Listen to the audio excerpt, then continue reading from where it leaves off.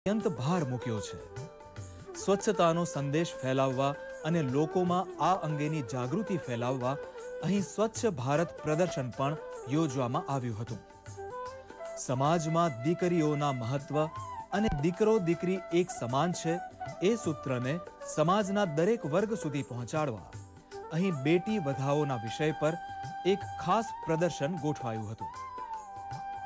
આનંદ મેળામાં ચગડોળ, કઠપૂતળીનો ખેલ જેવા મનોરંજનના અનેકવિધ માધ્યમો અહીં હોય છે। લોકોને રહેવા માટે ટેન્ટની વ્યવસ્થા પણ હોય છે। સેંકડોની સંખ્યામાં બાંધવામાં આવેલા ટેન્ટ જાણે તેમનો દિવસભરનો થાક ઉતારી નાખે છે। ઉપરાંત અહીં ખાણીપીણીની તેમજ પીવાના શુદ્ધ પાણીની વ્યવસ્થા પણ હોય છે।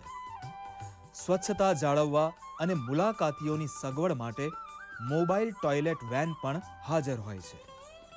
ફાયર સ્ટેશન, 108 એમ્બ્યુલન્સ સેવા અને કચરાના નિકાલની વ્યવસ્થા જેવી આવશ્યક સુવિધાઓ પણ તૈનાત હોય છે।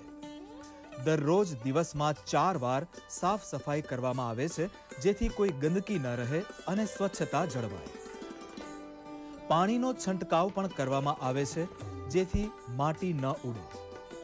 મુલાકાતીઓની સુરક્ષા સુનિશ્ચિત કરવા માટે મેળાના ખૂણે ખૂણે સીસીટીવી કેમેરા અને વિશાળ LED સ્ક્રીન લગાવવામાં આવ્યા હોય છે જેથી ચુસ્ત દેખરેખ રાખી શકાય।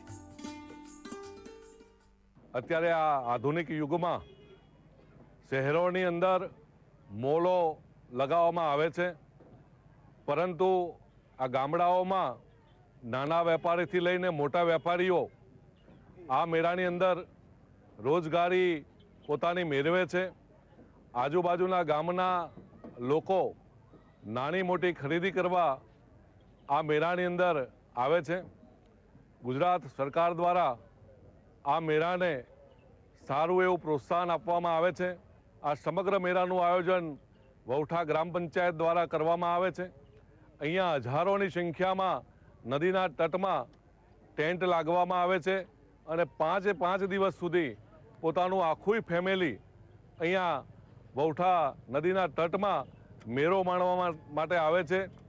આ મેળાની અંદર પોલીસની પણ કામગીરી ખૂબ જ સુંદર હોય છે। ગ્રામ પંચાયત દ્વારા દરેક સુવિધાઓ આપવામાં આવે છે અને લાખોની સંખ્યામાં લોકો આ મેળો માણે અને સપ્તનદી સંગમમાં સ્નાન કરે એવી લોકોને ભાવના છે। આ મેળો વર્ષોથી ભરાતો આવ્યો છે અને નાના વેપારીથી લઈને અને મોટા વેપારી દરેક આ મેળામાં પોતાનો રોજગાર ચલાવે છે।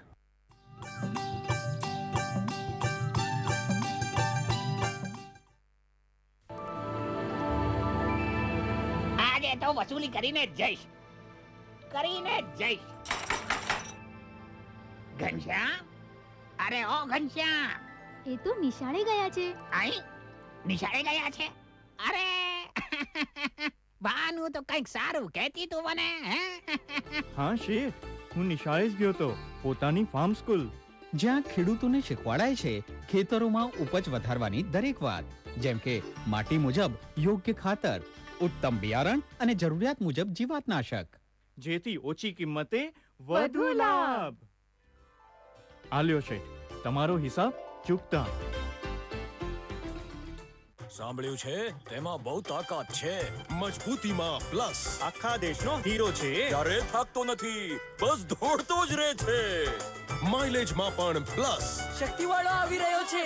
તું તો મોટો માણસ બની ગયો છે। પ્લસના જાદુ સાથે કંઈ પણ થઈ શકે છે। પ્રસ્તુત છે MRF શક્તિ લાઈફ પ્લસ, પ્લસનો જાદુ।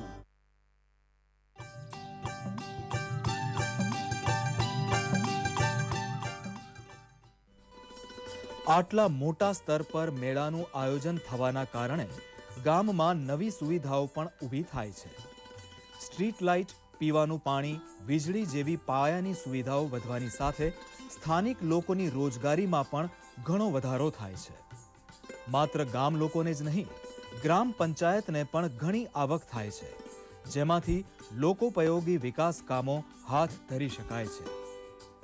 અમારા ગામના પંચાયતવાળા બધા વહીવટ કરીને 1 અરજ પંચાયત મળ્યા છે અને અમારે ત્યાં કોઈ 1000 1500 જેવી દુકાનો બને છે, ચગડોલો આવે છે, મત કુવા થાય છે આ બધું થાય. કાર્તકી સ્વામીએ પહેલેથી મુહૂર્ત કરેલું. પાંડવોએ અહીંયા આગળ એમનું સ્થાપન કરેલું. એ લોકોએ પણ જેથી કરીને અહીંયા આગળ સ્નાન કરેલું, અહીંયા આગળ એમને શ્રાદ્ધ કરેલું અને કાર્તકી સ્વામીએ બધું એમનું પૂર્ણ કામ કરેલું. મેળાથી ફાયદો એ કે આ 7 નદીનો સંગમ છે.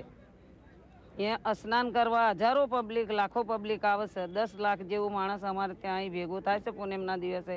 ગામ માટે વિકાસ એટલો થાય ફાયદા માટે કે કંઈ બી વધે કરે તો ગામમાં વિકાસ કરાય, કોઈ કામ કરવાય, લાઇટ બી ચાલુ રહે, પાણી બી આખો દિન ચાલુ રહે. એ વિકાસ માટે એટલા પૈસા વપરાય. આ મેળામાં પૈસાનો ફાયદો અમારે થાય. પછી અમે સ્કૂલમાં વાપરીએ, પછી કોઈ રોડ રસ્તા સારા બનાવીએ, પછી અમે સાથે કોઈ વિકાસમાં બગીચાનું કોઈ કામ કરાવીએ, માણસ રાખીને પાણી બી છંટાઈએ, આ તે કરાવીએ, બધું સારી રીતે વ્યવસ્થા કરાવીએ. લોકમેળો ગુજરાતનો સુપ્રસિદ્ધ મેળો છે. અહીંયા વૌઠા મેળામાં જિલ્લા પંચાયત, તાલુકા પંચાયત અને વૌઠા ગ્રામ પંચાયત તરફથી બધી સુવિધાઓ આપવામાં આવે છે. સ્વચ્છતા માટે 150થી વધુ માણસોની ટીમ બનાવવામાં આવેલી છે, જેનું પૂરતું ધ્યાન વૌઠા ગ્રામ પંચાયત રાખી રહેલ છે. અનિચ્છનીય કોઈ બનાવ ના બને વૌઠા મેળામાં, એના માટે પોલીસનો પૂરતો બંદોબસ્ત રાખવામાં આવ્યો છે. રાતના સમયે પણ આ મેળાની અનોખી રોનક જોવા મળે છે. એવી અદ્ભુત રોશની અને આહલાદક દૃશ્ય જેને જોતા જ રહી જવાય. આ મેળો 24 કલાક ચાલતો રહે છે અને લોકજીવન જાણે અવિરત ધબકતું રહે છે. 11 પૂનમનું અહીં ખૂબ મહાત્મા છે. વૌઠાના મેળામાં ખીચું, કચેરીયું, ચાઇનીઝ, પંજાબી બધું અત્યારે મળે છે. રમકડા, છોકરાઓનો એન્જોયમેન્ટ થાય છે. અને બીજું એ કે ગુજરાતનો સૌથી મોટામાં મોટો મેળો છે. આ મેળો આમ તો ગધેડાના વેચાણ માટે ચાલુ થયો હતો, પછી ધીમે ધીમે પબ્લિકનું મહત્ત્વ વધતું ગયું. જેમ તેમ એમ મેળાનું પણ મહત્ત્વ વધતું ગયું. અને અત્યારે જનરેશન બહુ ખૂબ આગળ જતી રહી છે, ફાસ્ટ ફોરવર્ડ થતી ગઈ છે. એટલે બધું જ મેળામાં આવી ગયું છે. ચકડોળ છે, છોકરાઓને ખૂબ એન્જોય મળી રહે. વર્ષમાં એકવાર ખેડૂતો પણ પોતાની ખેતી ડાંગર બાંગર વેચીને અહીંયા આનંદ માટે આવે છે. લોકમેળો એ લોકજીવનના ઉલ્લાસનું મોંઘેરું પર્વ જ નહીં, પણ લોક સંસ્કૃતિનું સંગમ સ્થળ પણ છે. વિવિધ પ્રદેશોમાંથી આવેલા વિવિધ નાત જાતના લોકો કોઈ પણ જાતના ભેદભાવ વિના મેળામાં ભેગા થાય છે. ત્યાં લોકજીવનનો સંસ્કાર વિનિમય થાય છે. વૌઠાનો મેળો એ માનવ અને માનવેતર એમ એક સંપૂર્ણ લોકજીવનના ઉત્સવનો મેળો છે.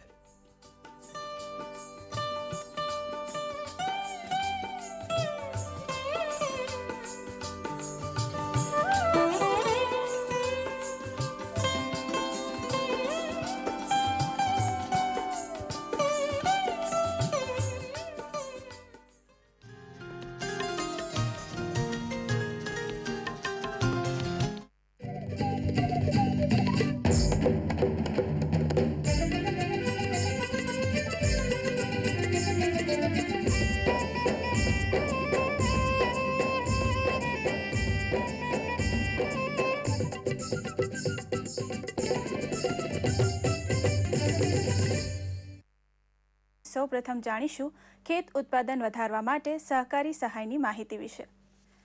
ખેતીવાડી ખાતા દ્વારા AGR-2 યોજના અંતર્ગત રાજ્યના તમામ જિલ્લાઓમાં અનુસૂચિત જાતિ કે અનુસૂચિત જનજાતિ સિવાયના ખેડૂત ખાતેદારોને પશુ સંચાલિત સુધારેલ ખેત ઓજાર માટે કિંમતના 50% અથવા ₹5000ની મર્યાદામાં સહાય આપવાની યોજના અમલમાં હોય સહાય મેળવી શકે છે. હવે જાણીએ રોગ જીવાત સામે રક્ષણ આપતી સંશોધિત જાતો વિશે.